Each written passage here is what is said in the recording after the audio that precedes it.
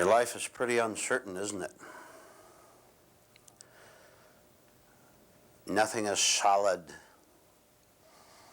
It's always moving, isn't it? You found yourself a nice little platform somewhere called a home or called your activity or occupation or pursuit. You have that little platform and it shakes terribly beneath your feet, doesn't it? No rest, no calmness, no certainty at all. Have I not described you? Of course. Now, why do you suppose, you think along with me now, why do you suppose you have nothing solid to stand on, to rest on? Why do you suppose that all your life you've been looking for security, something that will keep you feeling solid and comfortable? Why do you suppose you haven't found it yet? Do you know what your mind just said when I asked that question? Your mind just said, well, maybe it doesn't exist. How do you know whether this certainty exists or not? Why are you judging it in any way at all? Why are you even making a comment on it? I'll tell you why. You even say to yourself that there's no solid foundation for anyone. It's because that is your false foundation to say that. Now you think you are justified in crying and in complaining and generally behaving like a very foolish human being, which you are. Because I will tell you, though you don't know it yet, personally or experimentally, I will tell you that your life can be absolutely solid, founded on a rock. Not the rock of your choosing, not the rock of your vanity, not the rock of your pretense that you already have something solid and secure. Now I'm going to repeat the question.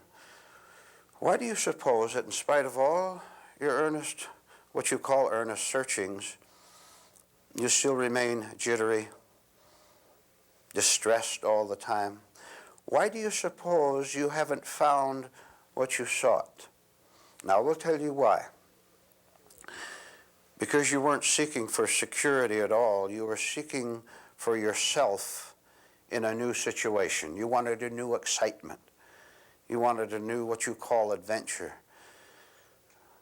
And all your adventures, and you better listen to me, all your inner adventures, which you think are to find security, are giving you the exact opposite of it. Giving you a nervous mind, right? Nervous hands, a nervous life, which makes you a very irritable human being. Makes you not very nice to be around, correct? You don't like being around yourself. Why do you think other people are going to enjoy your company when you, by your nervousness, make them nervous? Now, I'm going to tell you now how you can start on an entirely different voyage toward authentic, solid ground, a new world, where everything is all right. Where everything is authentically well with you because you have a new you.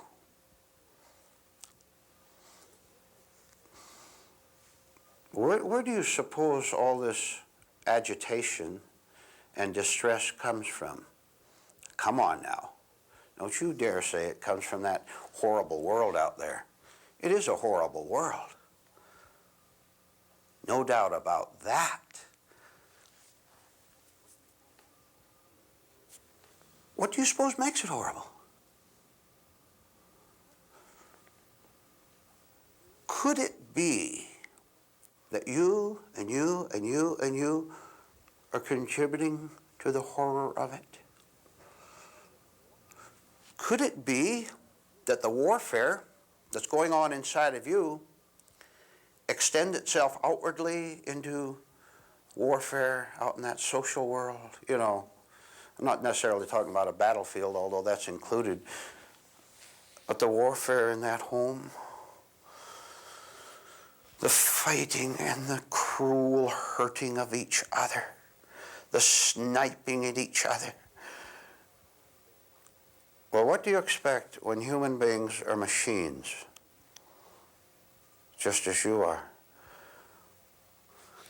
How can you possibly expect circumstances to be any different when you are the same all the time?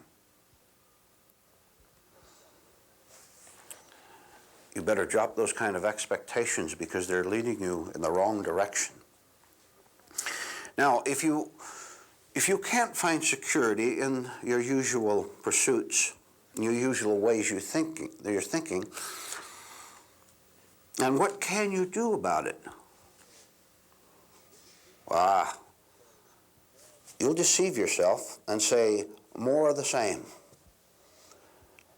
Repetition, and sooner or later I'm going to find what I want.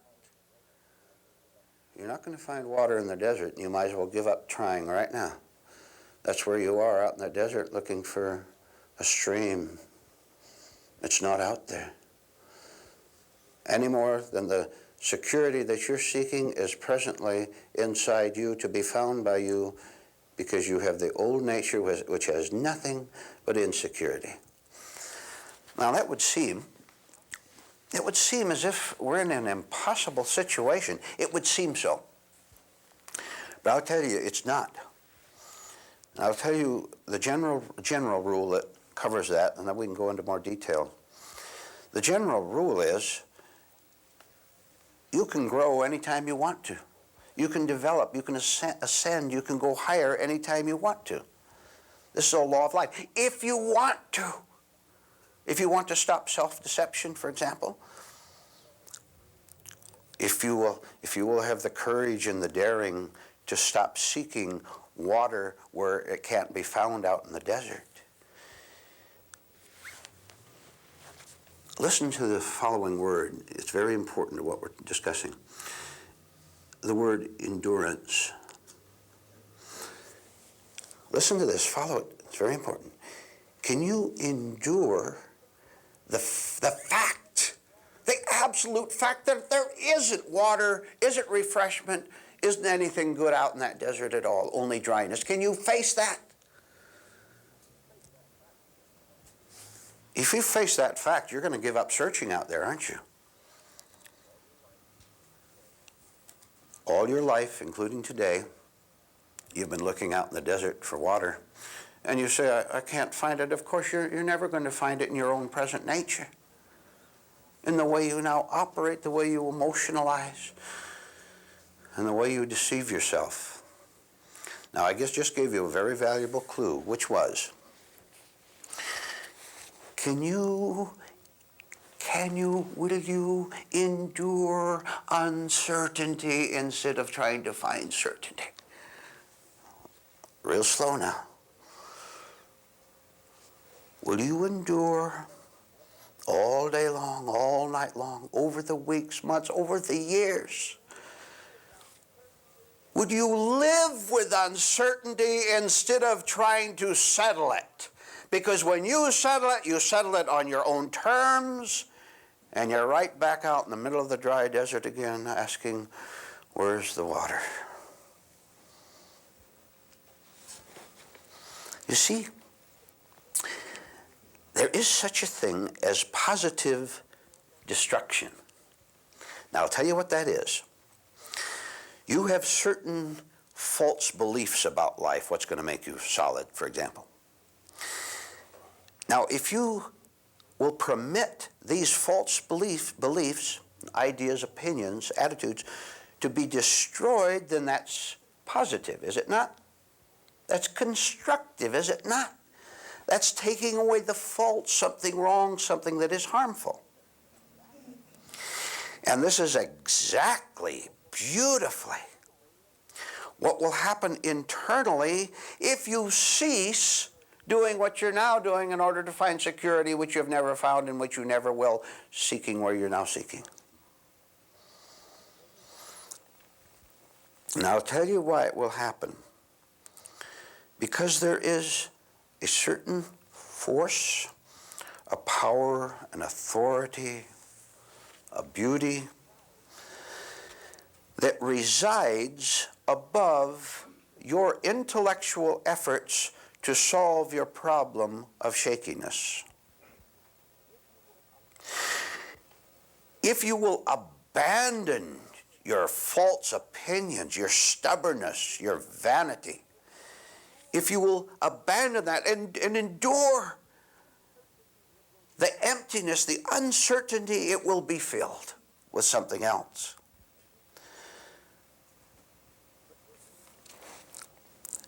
But this requires that you do something new. All you do is the old. You repeat yourself all day long. You cry all day long. You suffer all day long. You get hurt all day long.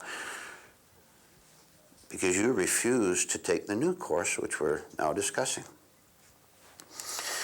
Now, when you decide that you're not going to settle for your usual answers, when you decide that, you're going to shake 10 times as much as you've ever shaken before. You don't know what shaking is until you give up your false supports, your false securities, and say, I am not going to give myself answers anymore. I'm not going to give myself answers from myself. I'm going to remain quiet, as best I understand what that means. You have to start somewhere. I'm going to remain quiet. I'm not going to insist that I'm right. I'm not going to scorn truth if it comes along. And I'm just going to be empty of all my beliefs and attitudes and hostilities. And I'm going to endure the emptiness of my life without trying to fill it from myself. Now, you've never done this. That's precisely why you haven't made it yet. Why you're always looking around for someone to prop you up, someone to give you comfort, someone to give you strength. And you haven't found that someone, have you? Because you won't endure the emptiness so that something new can come into it.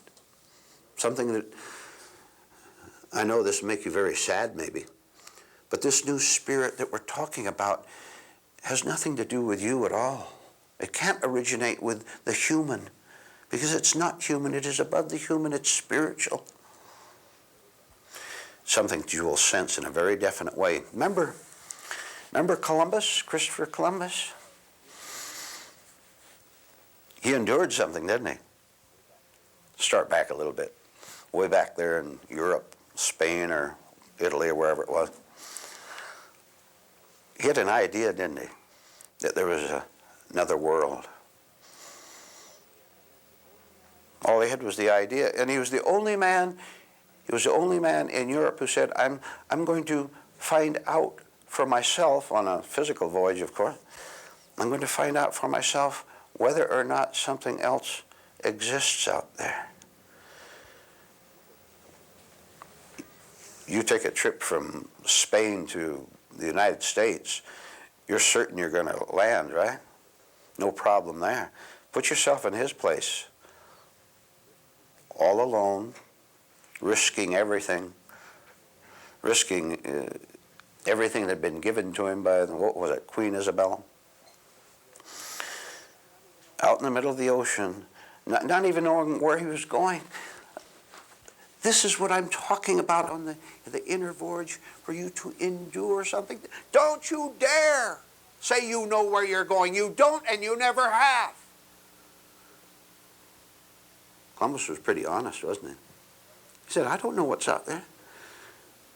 And of course, we weren't there, and we don't know all the terrors that he and the crew went through when they're out there on that raging ocean. You know what But of course, what the superstitious stories were at the time, that if you went too far, you'd spill over the edge of the world, a great waterfall or something. That'd be the end of you. People were superstitious in those days. Well, those days. So they sailed on and on and on and on. What if they went, let's follow this parallel a little bit. It's pretty good. In their minds, they were saying, what if we'll go on and on and on till we run out of food, maybe fresh water, whatever they need for a long voyage like that. What if we go so far that even if we turn back at a certain point, we won't be able to make it back? Can you imagine many a heart of a sailor there wanting to turn the boat around, the 3 boats around, or whatever it was, and go on back to what they called security. But one man, you see, this is an example, a very good one. He said, sail on. Every day the crew would grumble, he'd sail on. He didn't know where he's going. He didn't know what he's going to find. He didn't even know whether there was anything there to find. And you had better be in the same position. I want to make it something very clear to you. And I want you to listen so it'll become clear to you. The mind is very cunning, very tricky. And when a man or woman starts off on the spiritual voyage to find a new world, that is a new nature, a new mind, a new spirit, the old mechanical mind, which has been in charge of your life and making it the horror that it is, the old mechanical mind senses that it may lose out, and it will use every device possible to make you turn around and come back. And most people, when they take the voyage, they listen to that wrong voice. And do you know what they do? I wonder if you're really going to understand what I'm going to say to you. Let's see if you do. The vast majority of human beings, after even just a very short journey into the spiritual life toward the new world, most men and women turn their little boat around and go back to Europe, to England or Spain or Belgium or wherever.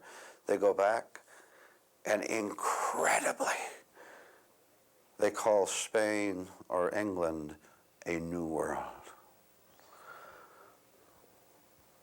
Haven't you ever seen a man or a woman exhilarated over something? Oh, I'm getting married tomorrow. I'm getting promoted next week. We're going on a vacation. We've got a new project. I'm graduating. Poor, pathetic human beings. They go back to Spain and call it the new world. It's not new at all. And after living in that, with that promotion, or going on that trip, that vacation, something inside them tries to tell them that you haven't found anything new at all, but they refuse to listen until the point comes where they can't listen anymore to what the truth is trying to tell them.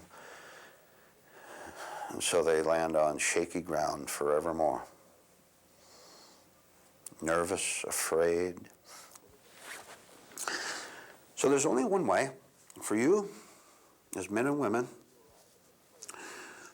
to arrive at the place where you're actually on the solid ground of the true new world, which is endure it, keep going, don't turn your boat this way or that way and say that you've got it made. You know you haven't. Come on, you know you haven't. And you don't even know you're deceiving yourself. Every time you get mad, you're kidding yourself and you're saying, I know where I am, that I'm on solid ground. You take your anger as solid ground. How come you shake when you're angry? Can you be just, please, could you be just a little bit sincere? Just a little bit honest? Can you see that you're lost? Can you see that you don't know anything about anything except what you want for dinner, and half the time you're confused about that? Now, I told you earlier that your mind is very deceitful. And when it sees you going along that voyage out in the ocean, going too far, it immediately goes to work to try to trick you. And it will give you false answers, false solutions. And I'm going to tell you what to do about that. This requires a lot of alertness to what's going on inside of you. The sentry must be wide awake at all times. You will find your mind giving you false answers. It says, for example, you'll feel safe and secure if you do this or that, if you move to another place. You'll feel that you're on solid ground. You feel that you're on solid ground if you are angry and bitter toward the world. Because anger and bitterness are familiar states. You've always known them. That will make you feel secure. They lie and lie and lie, and you accept, and you suffer and suffer and suffer. I'll tell you how to counter that. Give you a spiritual exercise which you can use every time you detect your old nature, your frightened nature, trying to put one over on you. And it is this. You just say, you could say it now and later on it will come in a different form, a more spiritual form. When this voice tries to trick you, you just say, I am not satisfied with that answer and I'm not going to accept it. You better write that down and never forget it. I am not satisfied with that answer and I'm not going to accept it. You want to hear a howl sometime? A yell? You say that to these thoughts that are trying to make you turn back and deceive yourself. And you'll hear a scream of protest coming from your own mind that says, no, I don't want that. Now listen to it. I'm not satisfied with that answer you're trying to give me, and I refuse to accept it. Now look, you listening and watching right now, you actually and truly have the power, the ability to say that and make it stick. Because your very, very saying of that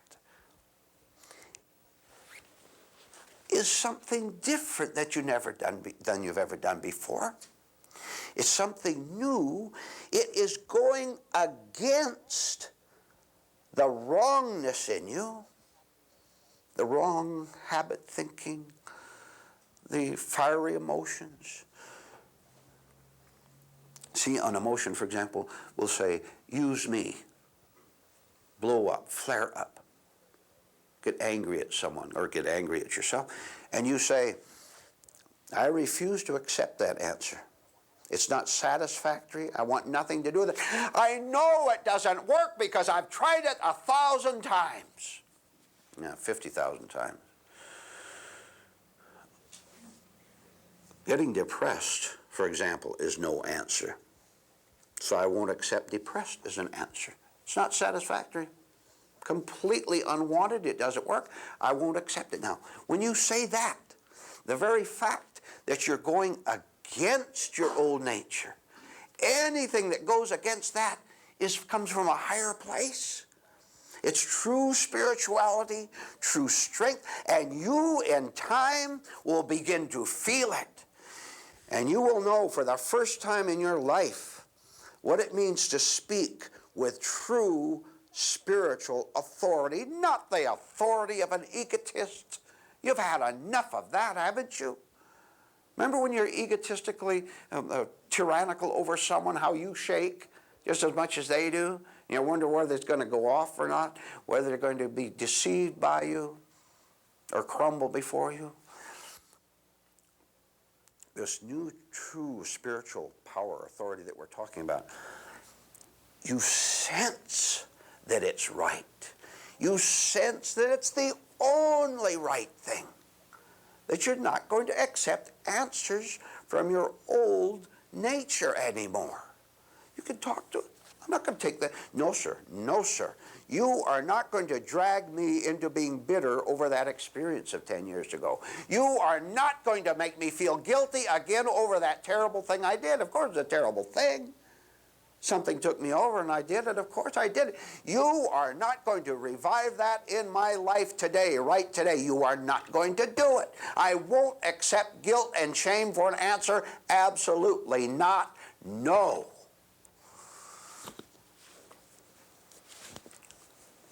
You know, you've been scared up to now. Saying that sort of thing scares what has been scaring you. You will begin to feel it exit from your life. And as it does, you will feel the spiritual solid ground underneath you. And it will grow and grow more solid all the time. And that's what real happiness is.